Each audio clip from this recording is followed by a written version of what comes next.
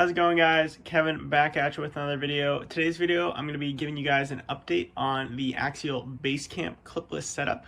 So I've made a number of changes to this to make it stronger and more durable, and I'm going to walk through those today. So just the same as the setup before, simple 90-degree twist, just like so, and sort of give it a little bit of a wiggle. Kind of just reach underneath, it'll pop straight up. You can see on the front here, I've basically added a full-length brace connecting both shock towers so that they can help share the load in the crash. And then additionally, you can see them kind of peeking through here. There is two additional supports that go down through the middle. So if you have something that would potentially be blocking this or something in this area that may cause an interference, so just be aware of that. And then underneath, you can see I try to keep it as high as possible so that way if you do have a taller servo, it doesn't interfere with that in any way. And in the rear, similar story. I've added these two vertical posts and also connected the two, and that way, you know, any kind of crashes or load is split between 4 posts now instead of just a single one. So it should make it much stronger. It definitely is not, you know, bulletproof. There's still ways that you guys will be able to break these, I'm sure. But I think you guys will find that the durability has been greatly improved. It should make these last a heck of a lot longer for you. I'm going to go through some of the other trucks that I have sort of similar setups for, see if I can do this on it. And then I want to show you guys something that I've been working on and sort of ask you guys if this would be something that you're interested in.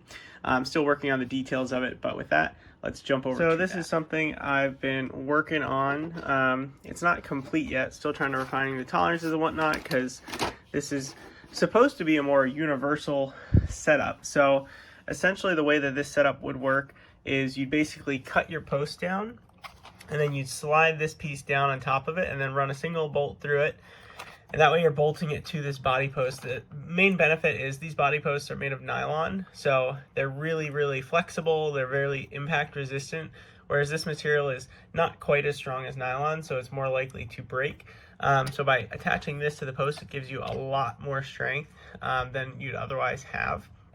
But basically, the goal with this is you can essentially take any truck and you can bolt these pieces onto it, any car or truck, and then now you can basically have the twist lock set up on whatever vehicle that you would so desire.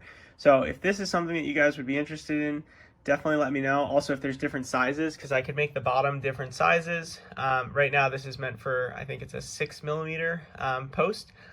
And that would, you know, work for majority of 10th scale. I'm not sure about larger or smaller scales because it all depends on the company making them. But, and then, you know, basically drop it in, tighten it down, same as before.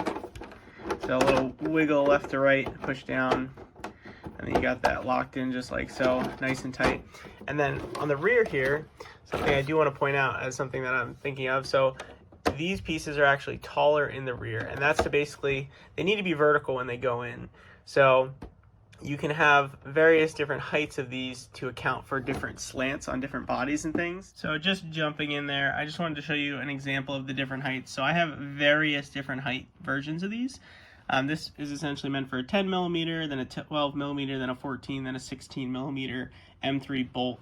So the advantage here is if you have a really deep slant on your body, this will allow it to essentially go through the body and still lock down vertically into the latch and connect, whereas something like this would not be able to turn on such an aggressive slant.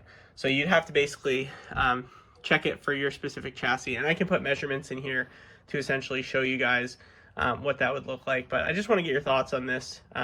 So we'll jump back. Again, same way, kind of wiggle it.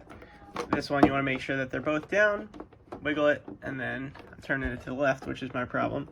It's righty-tighty, lefty-loosey, so turn it to the right, and then it's locked in, and then you got really nice, secure, not going absolutely anywhere. I did race this last year a little bit, and it's not coming off at all.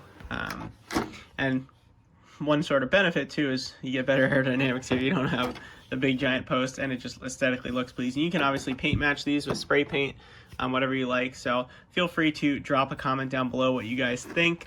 But this is something that I'm thinking of releasing in the near future if it's something that you guys think is worthwhile. So drop a comment down below. Let me know what you guys think. This is on a TTO2, I forgot to mention. But like I mentioned, any sort of 6mm body, that's going to work for this. And in the rear, you can see a little bit tighter in the rear just because this is angled, so you kind of do have to wiggle it just a little bit, but wiggle it, shake it, pop it right up. There is going to be a minimum height requirement, so let me get this focus here so you can see how this needs to come down. So this is about as low as it can go, so it works for this TTO2 body, might not work for all of them. But I can provide the dimensions once I start selling these so that you guys can see if it's going to work for your setup or not. So thank you guys so much for watching, checking this guy out, as well as checking out the Basecamp. Feel free to drop those comments and likes down below, and I will catch you guys next time.